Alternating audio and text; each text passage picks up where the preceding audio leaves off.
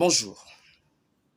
Alors ce matin, dans le cadre de notre Lead RH Talk, je voudrais partager avec vous une petite réflexion sur deux concepts clés en management des ressources humaines qui font souvent l'objet de confusion.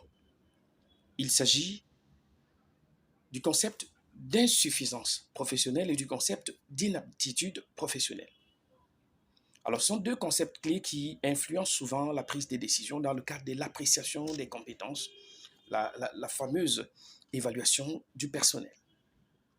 Alors, c'est quoi l'insuffisance professionnelle?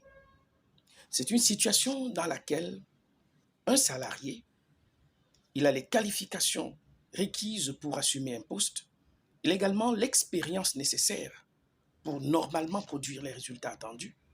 Seulement, ces résultats sont toujours en deçà des attentes. Il n'est pas efficace. Il n'atteint pas ses objectifs. Il ne produit pas des résultats conformes aux objectifs attendus. Il est donc un insuffisant professionnel. Je vous dis d'ailleurs, c'est souvent l'objet de licenciements dans beaucoup d'entreprises. Le licenciement pour insuffisance professionnelle. Je vous prends un exemple. Vous êtes directeur comptable dans une entreprise. Vous avez un master en comptabilité-gestion. 7 ans d'expérience professionnelle dans les petites et les grandes entreprises.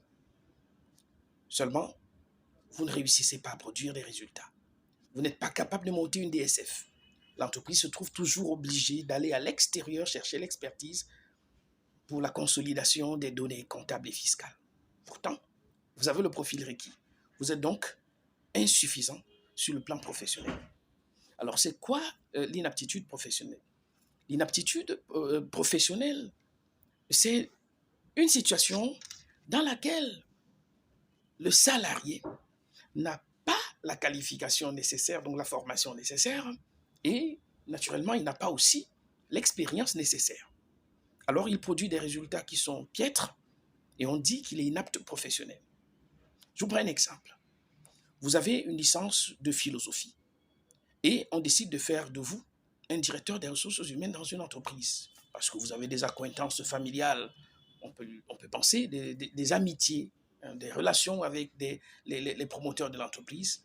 Malheureusement, vous êtes incapable d'assurer l'administration du personnel, de faire un traitement de la paye, d'assurer un recrutement efficace. Vous êtes donc inapte professionnel.